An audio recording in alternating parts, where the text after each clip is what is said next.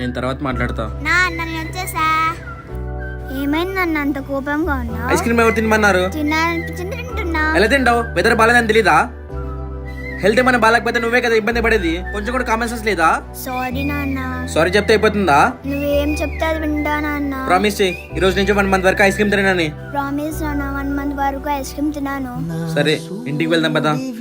నా చంద్రుడివి నా దేవుడివి నువ్వే, నా కన్నులకి ఐఎమ్ సారీ నాన్న. నా నువ్వు ఐస్ క్రీమ్ తిన్నందుకు కాదు నా కోపం, ప్రామిస్ చేసి బ్రేక్ చేసినందుకు. కదా ప్రామిస్ అంటే ఒక నమ్మకం. మనం ఒకరిని ప్రామిస్ చేసి ఆ ప్రామిస్ ని తీసేస్తే అవతల వాళ్ళకి మన మీద నమ్మకం పోతుంది.